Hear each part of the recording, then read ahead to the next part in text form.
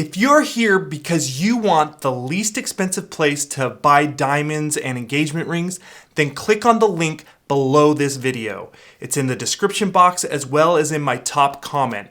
That alone will save you thousands, as you've seen by all my diamond size and price comparison videos. Now for 3 more tips to help you save money on diamonds and diamond rings and make that website work more for you. First, it's important to know the biggest way jewelers try and rip you off. The biggest way they do this is by having for-profit labs with low standards certify their diamonds. Certification labs grade each diamond on certain criteria like cut grade, color, carat, and clarity. Then they map out its characteristics that make each diamond unique and assign it a number. And they can inscribe that number on the side or in the girdle of the diamond. For example, GIA is the best and the gold standard in diamond certificates, and they are a non-profit lab. Look at the following diamonds. They both have the same clarity grade of SI2, only one is graded by GIA and the other is graded by a for-profit lab. GIA's diamond looks a lot better with less impurities. You can see the other lab has a lot of impurities, but they each have the same grade. Why? If you were shopping and didn't know better, you would buy this diamond because it was slightly cheaper, but had the same or better grades than the GIA diamond. But really, you just bought a worse diamond and actually paid more than you would have if it were graded properly by GIA. Because if GIA would have graded this diamond, its characteristics would have put it in a much lower price range than the savings you got by being unaware of the difference at all, if that makes sense to you. So you might ask, well, can't I just look at these diamonds and see which one looks better? Look at these 3 diamonds and tell me which is better. Would you be willing to bet which is the highest quality of these 3 diamonds? Because that's what you are doing if you decide to buy a diamond just by the way it looks. Diamond stores use all sorts of fancy lights that make all diamonds sparkle, even terrible ones, and they make them look impressive when they're not. Once you get outside the store, they have a more obvious dull appearance. This is why buying diamonds from my link is better than even shopping in a brick and mortar store. The lights they use expose impurities, so you know exactly what you are getting when you buy it. It isn't concealed like at jewelry stores, where the diamond never looks as good as it did when it was in the store.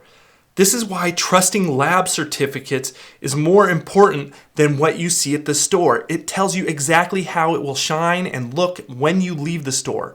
And if you're gonna trust in that lab certificate more than the way it looks, you might as well get it from my link, which is way less expensive than brick and mortar jewelry stores. Tip 2. Know what diamond characteristics matter to you. This will help you save money. I will tell you what matters to most people. What matters to most people is the size of the diamond and the sparkle of the diamond. These both are measured by cut, which measures the sparkle, and the carat, which measures the size. And as far as all the other characteristics, most people cannot detect small changes in the color or the clarity, which are the other 2 most important characteristics. So as long as your diamond isn't obviously yellow or has a noticeable defect, most people only care about how big the diamond is and if it sparkles. Because of this, I always make sure the cut grade is excellent or ideal. This does 2 things. It ensures that you are buying a diamond that sparkles at its peak, and it also ensures that the diamond looks as big as the carat suggests. Carat is the weight of the diamond. So if the cut of the diamond is off, they can play with the angles to make the diamond look smaller than it should. Or more commonly, they can make the diamond look bigger than it should. But be warned that because it looks bigger and they played with the angles of the diamond, now the diamond is going to sparkle less if they have done that.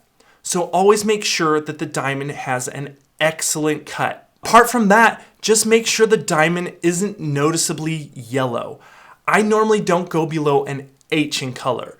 If you're buying a ring with multiple diamonds, that is very important because the only way you can notice them on your own is when a diamond is right next to another diamond and you subconsciously compare the two.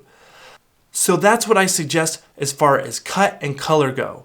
The last thing you want to do is make sure your diamond doesn't have any noticeable blemish. The untrained eye won't see any blemish below a clarity grade of VS2. But even if you go to, let's say, a grade SI1 or SI2, you still have a really hard time if you were looking for an impurity to be able to notice one. I still, however, don't go below a VS1 because I don't want any of the diamond inclusions to be noticeable. So now I've gone over cut, color, and clarity. Once I have the diamond with all of these specifications, then I just find the biggest diamond within my budget. Buying a diamond from the link below will help you speedily pick the right diamond for you instead of going to a store hoping they have one that fits in the criteria that you want and is still within your budget. So to recap, make sure your diamond is excellent cut, at least a VS2 in clarity, at least the color grade H, and then go as big as you can for the rest of your budget on carat. That's my recommendation at least. If you use the website below, you will be able to get almost exactly any diamond you want because of the large inventory selection they have. If you go to a store, you're limited to the few diamonds they have, and good luck finding one that is right for you. Tip 3. Go ring shopping with your girlfriend or have her go with one of her best friends and let her know your budget for the ring. Now, make note of everything: the ring metal, the ring style, the ring size, the diamond shape, the cut grade, the clarity, color, carat, and every last detail about the ring. Especially the things she really wants, make note of those. Then come back to the website I have linked to below and get her a similar ring with an even bigger diamond in it for the same amount of money. That will definitely impress her, my friends. Or get her everything the same as she chose from the website below and take the money that you're going to save, because you are going to save money, and put it into an amazing engagement proposal or your honeymoon. That's what I did, actually.